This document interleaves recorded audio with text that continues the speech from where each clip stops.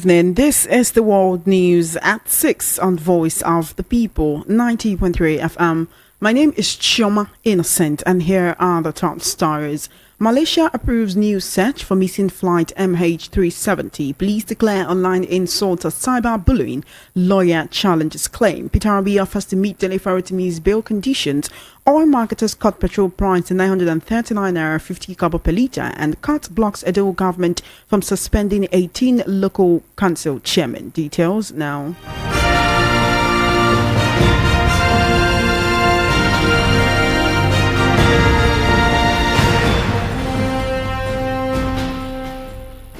Thank you for staying with us. The World News at 6 begins with the Malaysian government saying it has agreed in principle to resume the search for a passenger jet that vanished 10 years ago in one of aviation's greatest mysteries. Malaysia Airlines flight MH370 disappeared in March 2014 while on its way to Beijing from Kuala Lumpur with 239 people on board. Efforts to locate the wreckage of the Boeing 777 have sputtered over the years, and hundreds of families of those on board remain haunted by the tragedy. Today, Malaysia's Transport Minister Anthony Locus said the cabinet approved in principle a $70 million deal with US-based marine exploration firm to find the aircraft. A multinational effort that cost about $150 million ended in 2017 after 2 years of scouring vast waters. Back home in Nigeria, the Nigerian police force has stated that hurling insult online constitutes cyberbullying, cautioning against such acts under the guise of free speech. In a post on X, formerly Twitter, today, Olumuyiwa Adejobi, who is the police spokesperson, clarified that online insults are not protected as free expression. He warned that cyberbullying is a punishable offense distinct from defamation. Adejobi further explained that defamation could be criminal or civil, noting that Nigeria's laws allow for prosecution or redress in court. He highlighted provisions in the Cybercrimes Prohibition and Prevention Act 2015 that address various forms of cyberbullying, including spreading lies, sharing embarrassing content, and sending abusive or threatening messages via digital platforms. In response, human rights lawyer Inibehe Efyong challenged the police spokesperson's interpretation of the law, dismissing it as baseless. Efyong argued that cursing someone online does not constitute a criminal offense under the Nigerian law. He referenced Section 36, subsection 12 of the Nigerian Constitution, which stipulates that for an act to be considered a crime, it must be explicitly defined as such in written law. The lawyer therefore urged the police to avoid misleading law provisions. The coordinator of the Obedient Movement globally has announced that former presidential candidate and movement leader Peter Obi has offered to fulfill the bail conditions for human rights lawyer Dele Farotimi. This comes after a federal high court granted Farotimi a 30 million naira bail following charges filed against him. Farotimi, known for his outspoken criticism of systemic issues in Nigeria, has faced public attention and support throughout the legal proceedings. According to the coordinator, Obi expressed gratitude to the courts and all parties involved. He called for a resolution in the best interest of the legal system and all stakeholders. The Obedient Movement has continued to rally around Dele Farotimi, underscoring the need for justice and transparency in Nigeria's judicial processes. His case is scheduled for further hearing in January 2025. In a recent development, oil injunction restraining the state government from stopping 18 local government chairmen and their deputies from performing their duties. The chairman was suspended by the Edo State House of Assembly on December 16, 2024. The 18 local council chairmen approached the court seeking an order against the implementation of the suspension. They argued that the suspension was unlawful and sought an injunction to restrain the defendants from giving effect to the resolution.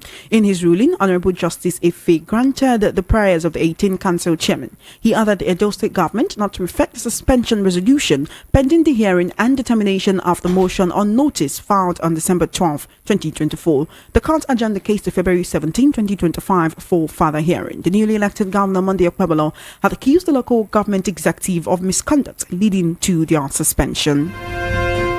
In a tragic development, the bandits terrorizing Zamfara state have reportedly abducted over 40 persons from communities in Maru local government area during various attacks of the past 2 weeks. A resident of Maru town, Alhaji Umar Abdullahi, told newsmen in a telephone interview that the situation has become deeply concerning for many community members in the local government area. According to him, the bandits have been carrying out a series of attacks in the local government headquarters and surrounding communities, abducting residents from their homes. Abdullahi attributed the frequent attacks on Maru rural communities to the activities of informants collaborating with the bandits in the area. Speaking further, he noted that the bandits terrorizing the area are operating from camps behind Bakalori Dam, Bayanrua, in Marajun local government area of the state. He therefore appealed to the federal and Zamfara state government to urgently deploy more troops to the Marajun area to tackle the Bayanrua bandit camps. You're currently listening to the World News at 6 right here on Voice of the People 90.3 FM. We'll take a short break and return with more stories and the news analysis segment. Do stay tuned.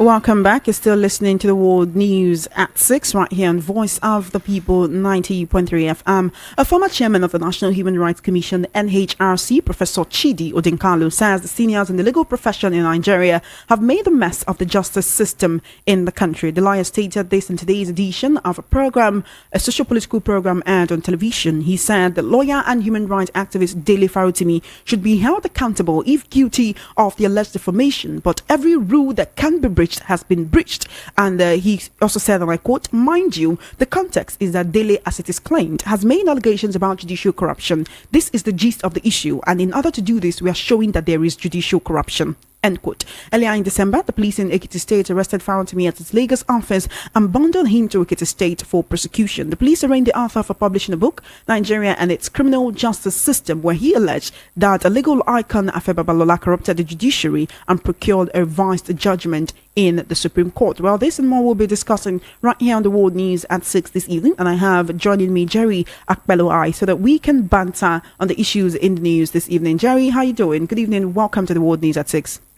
Yeah, good evening. Compliments of the season. Compliments of the season to you as well. I think you need to raise that mic a little bit so that you don't have to bend. Yes, thank you so much for joining me. We have quite a number of issues to discuss, but let's begin with Peter will be offering to meet Dele Farotimi's bail conditions. Did you know that earlier today the court granted him about 30 million naira bail, and with some other certain conditions, is to provide two shorties, one of which is supposed to own land. You know how the courts can be, right? Yeah. Now you know that Farotimi was very vocal in his support for Obi and the Obedient movement in the lead up to the 2023 election. So is this payback, or is Obi just being a humanitarian and a nice person like he's always been, or is this stepping into the shoes of what a political elite or what a politician is supposed to embody, that empathy for his people?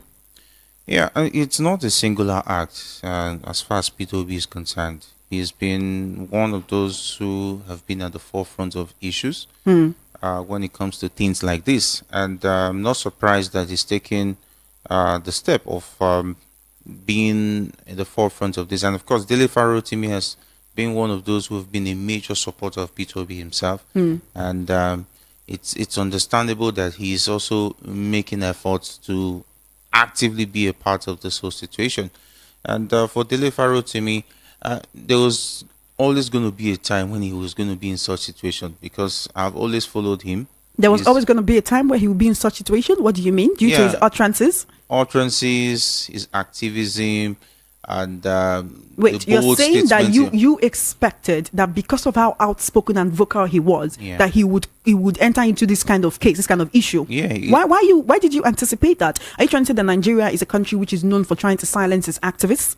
Yeah, anywhere in the world, an activist who's as outspoken as Dele Farotimi will always gauge talking about the horses of people like who in the system will not want to have someone like him speaking out and making very, very interesting comments like what his book has already done. And with the way he has been attacked, it shows that there's something those people really are hiding, no matter what way you look at it. Because to my own understanding, it should have gotten this far. And the fact that he's a lawyer, with the way he's been treated, shows that the justice system has something to hide. And if it continues this way, And the fact that they're even gagging him from speaking to the media shows that there's a lot of questions that need to be asked about our justice system. Wouldn't you say that these questions have already been asked? You would agree with me that after the outcome of the 2023 elections, many Nigerians have become more interested in the Nigerian polity, in the happenings in Nigerian politics, more interested in what is going on with the judiciary. You have more Nigerians who are much more vocal, much more active in politics than they have ever been. And everybody, political analysts and Nigerians on and off social media, have been clamoring for the fact that the judiciary needs a cleansing. Right? So, did Dele Farotimi say anything different from what others have been saying? Apart from the direct attack on, or rather, apart from what Aria Babalola deems a direct attack on him by saying you corrupted the judiciary, you obtained a judgment from the Supreme Court, an injunction from the Supreme Court that you were not supposed to, you did something that you were not supposed to do. On the whole, have we not been shining the light on the Nigerian judiciary and what we deem to be what they are not doing right? Yeah, the difference between what Dele Farotimi has done and what Nigerians have been asking for is the fact that he called out names. And that is what Nigerians have been asking for. If you say the judiciary is corrupt, who are the people who are making it corrupt? Because you cannot say the whole of the lawyers in Nigeria are all corrupt. At least there should be some few who will be able to point fingers and say, this and this are wrong. And that is why Dele Farotimi now is now in the eyes of those who feel that what he has been doing is going against the system. So you're saying he's one of the good lawyers in Nigeria. I recall that he's a man who has stopped practicing law since 2018 because according to him, the lawlessness in the country does not even allow him to know what he's doing. It's like sometimes you go on social media and you see people posting and saying, I pity people practicing law in this country, because it's like you're just wasting your time. So he's not the first person to call out corruption in the judiciary. Now, I want to take the case of the president of the National Human Rights Commission, a former chairman rather of National Human Rights Commission, that's Professor Chidi Odinkalu, who is saying that the seniors, the Agbas in the legal profession in Nigeria, have made a mess of the justice system in the country. Right? This is also somebody saying something, but he is not calling names. They have made a mess of the justice system. And when he says seniors, Aria Babalola is about 95 years old. He's a lawyer. He's a legal luminary. He's been doing this for years. He's worked with former President Olusegun Obasanjo. So this is someone whose names Nigerians have always held in high regard. Now, he said, and I quote, they said Dele made allegations about judicial corruption. This is the gist of the issue. In order to do this, we are now showing them that there's judicial corruption in the system. So the way Dele Farotimi's case has been handled, would you say that everything he wrote in his book is what is now happening, is what he's rolling out, is what the judiciary is showing us? Because for him to be picked up from Lagos, taken to Ekiti State, and actually charged on defamation for something that NBA has repeatedly said it is no longer a crime in the Nigerian constitution, at least for the Lagos Criminal Act. Yeah, I think I'm a bit disappointed in the judiciary system in Nigeria. And for someone like, I don't know if I even mention his name now, maybe I will be picked and taken to Ekiti. But if you take a look at it, the way Dele Farotimi's case has been handled shows that the judiciary system has really, really gone bad, you know. And supposedly the judicial system is supposed to hold onto the tenets of the rule of law and protect democracy as it is. But unfortunately, the judicial system has failed in its responsibility in doing that. Because for one, what happens to freedom of speech? What happens to the freedom that Farotimi enjoys, which is enshrined in our own constitution? And as I understand, the judiciary is supposed to hold on to that law and make sure that they interpret it and let us know that this is how it's supposed to be carried out. But unfortunately, they made a reference on X to, let's take a look at the case of Yaya Bello, for instance. He appeared in court in crutches. And, you know, look at the making him in 2024. Those who we hold to make at least, to at least make sure that the judicial system works, those are the people who are making a mockery of it. So at the end of the day, Nigerians have even lost hope. If not for this Dele Farotimi case, a lot of Nigerians are drawing attention. At least maybe somehow there'll be a revolution. But who is going to do that? I think a lot of Nigerians are tired inherently. Maybe somewhere in their hearts, they're just like, things will happen no matter what I do. Nigerians have lost faith even from the Supreme Court. Take a look at the case of the Supreme Court where uh, let's talk about withholding the River State's government funds, for instance. But the appeal court overturned that, so we can more or less say that Governor Fubara won. Yeah, but power play. Politicians are using the judicial system as a tool, which is not supposed to be. The judicial system is supposed to be independent. That is why there are three tiers of government. That's why there are the separation of powers. But unfortunately, the judicial system is now a tool in the hands of the politicians to use at their beck and call. We all know that Babalola enjoys a lot of connections as against Dele Farotimi. If Babalola would have been the one that made the statement, I'm sure definitely a lot of hells would have let loose. At 95, I think he should be preparing to meet his maker. But unfortunately, he's looking like he's still fighting battles that, anyway, of the past. Because if he has nothing to hide, why should he take Farotimi seriously? Yeah, he shouldn't have taken him seriously. To the extent they're even telling people not to buy the book should stop sale, and so on. If there's nothing to hide, I think you should have ignored the man and said, okay, if he's been hacked, okay, this man is he should come out with evidence. Farotimi has written a book. What is the evidence? Does he have video evidence? Does he have document to back what he wrote on his book? That is the question we should be asking. Babalola should have been asking Farotimi to provide.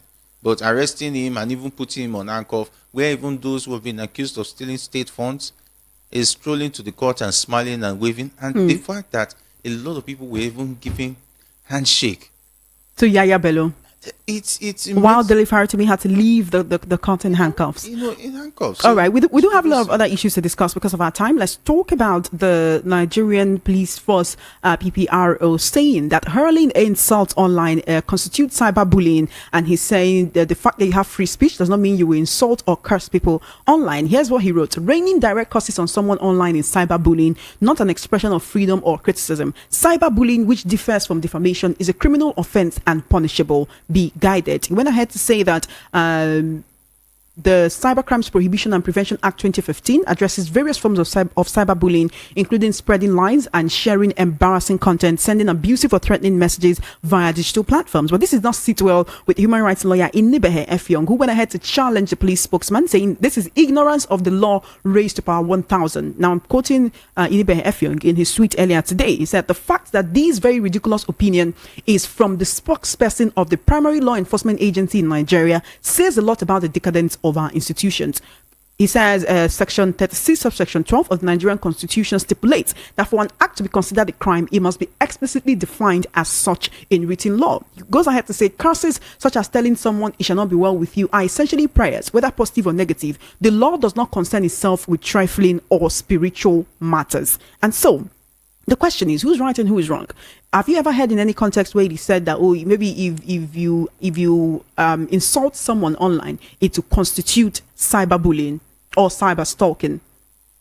Yeah. In the case of Nigeria, we're still trying to find our bearing, and when it comes to the issue of cyberbullying, I think it's more or less a very new term when it comes to this part of the world. And most people who complain when they're being cyberbullied are those who are personalities in the society. When they make such known personalities, celebrities and all. Celebrities and all. Those are the people who mostly fall victim of cyberbullying. And sometimes it now depends on how far they are willing to take it up. And we are in the country where there's freedom of speech, but the guarantee of what happens after freedom of speech, that speech is not guaranteed, because most especially when you're falling in a situation where the personality involved has the wherewithal. Let's take a look at, for instance, in the case of Burna Boy and Speed Darlington. He was arrested the first time. He came out. He continued with the same tempo. He's been arrested again, and nobody. But in that case, one would actually say charge him to court rather than keeping him there, right? It's as if the police are allowing themselves to be used as an instrument to perpetuate illegality. Abuse of power. Right? It's when the police is supposed to be the one telling the person, we can't hold this person for more than so amount of time without charging them to court. If you feel that this person has done wrong against you, you should be instituting a court case. But then I'm going through the Cybercrime Act of 2015 and trying to look for the part that says if you insult someone online, that constitutes part of cyberbullying. I've gone all the way down and I'm going to read something from cyber stalking, which is section 15 subsection 1, saying any person who by means of public electronic communication network persistently sends a message, persistently, that is the word, a message or other matter that is grossly offensive or of an indecent, obscene, or menacing character, or causes any such message or matter to be sent, or anyone who knows to be false, but for the purpose of causing annoyance, inconvenience, or needless anxiety to another, or causes such a message to be sent. I could read on and on. It is actually quite long here, but there is nowhere here where it says if you insult somebody once, that constitutes cyberbullying. I don't know if you've read the case of the activist, I think her name is Abiodun Thomas, who was arrested allegedly for insulting Seyi Tinubu online. And she's been in police custody. And just today, lawyers are alleging that while her lawyer went there to join her, to stay with her while she wrote a statement, he was beaten up. So it's as if there is this law that can be tweaked and be interpreted. This law that is so ambiguous that it can be interpreted in a way to actually favor the person who wants to hold another down at that moment. So have we come to that point in Nigeria where we even fear the police more than others, because anything could be misinterpreted at any time and one can be in police custody? It's a shame that the Nigerian police have allowed itself to be used as a tool. And you find out that there are a lot of policemen on the streets who don't even know the Constitution. And they tend to abuse power at will, forgetting that tomorrow is another day. But at the end of the day, if the police understands that even those in power are using the same style and approach where nobody is held accountable, there's always a tendency for there to be chaos. And if a country continues in this way of doing things, what it eventually ends up is anarchy. In the sense that when the society believes that the police is a tool in the hands of the government and whoever is in power, there's going to be a time people will no longer consider the police as a place where they will go and find justice. Guess what? Did you see the reports released by the National Bureau of Statistics that Nigerians paid about 2.23 trillion naira as ransom in 1 year? In that report, it also stated that most of the people who were robbed or who had their relatives kidnapped did not go to the police. Yeah, for me, for instance, I'm also a situation where my nephew was kidnapped. Was it 2 months ago in Anambra? And a 16-year-old boy, for that matter. And these were young boys who actually partook in this kidnapping, if you could hear from their conversation. And even the police that was involved, they didn't even help matters. At the end of the day, they kept on saying, just try and see what you can do, try and have an understanding with these guys, and so on and so forth. And at the end of the day, imagine hearing that from even the Nigerian police force. What's now the fate of your 16-year-old nephew? And money was paid as ransom before he was released. Let's not lose steam. I remember that we're talking about cybercrime. Yeah. You know that last week, Dele Farotimi was also granted bail, about 50 million naira bail. And that was the case of IGP versus Dele Farotimi in a case of cybercrime, which is that you use social media to perpetrate this alleged defamation against Are Afe Babalola. And that's why I talked about ambiguity in the interpretation of laws. If we didn't have a lawyer to tell us that what the police first PRO is saying is not right, many Nigerians will run with it. And then in cases where someone insults you and you want to institute a cyberbullying case, as someone who is not a political elite or a celebrity in Nigeria, would the police fight for you? Definitely not. Definitely not. The thing is that the police will always attend to a bigger personality because of what is going to get when the case is about to be settled. Even you that was brought to the police station, you will also have to pay for yourself to be bailed, because it's a clear example. Look at the young man that was sentenced to death by hanging for stealing fowl. And even the story is even telling us that he is innocent. That is, if proven innocent. But you know the case. It is what the police says at the court is what the judge is going to listen to. And most especially a family that could not even afford 30,000 naira. How would they be even able to afford a lawyer? That, the whole system is corrupt. If not, the governor is coming in after this boy would have suffered injustice for more than 10 years. And this is after an outcry, and it seems that it's become a trend in Nigeria that it is only when there is an outcry that the government, state or federal, then acts in a way that the citizens have been asking them to. The boy who was arrested at 17 is almost in his 30s now. His life has already almost left him. And imagine the parents, what they would have gone through, the ordeal. And so it's a situation where if you fall victim in the hands of the police, it depends on the level of your influence. That will determine how far your case will go.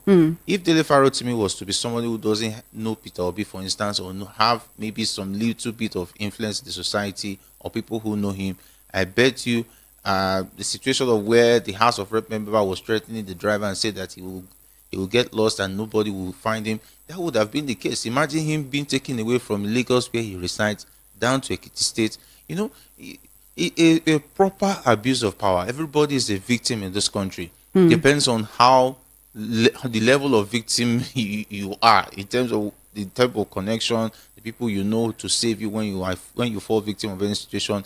Nobody prays to even visit the police station for any problem. Even when you have a situation, you want to say, please, I don't want police case. Everybody should just go and let's settle it, which is not supposed to be. The police needs to step up. And even, let's not forget, Kayode Egbetokun recently said that the police should stop harassing people and collecting funds. Is that the first time that it's been said? Yeah. Do they follow it? They keep on because it is whatever report that the police brings to their station, brings to the courts, that is what the court will believe, right? So sometimes you have Nigerians saying, oh, they threatened me, they told me they will shoot me and brand me a criminal, put a gun on my chest and nothing will happen. But because of our time, Mr. Jerry, I want to quickly talk about oil marketers reducing petrol price to about 939 naira 50 kobo, approximately 940 naira per litre, as a gift for Nigerians this Yuletide season. Remember that Dangote reduced the price from about 990 to 970, then 970 to 899 naira 50 kobo, which is approximately 900 naira for the Yuletide season for Nigerians. So oil marketers are reducing theirs from 1,060 naira to 940 naira approximately for Nigerians. Even if we are still,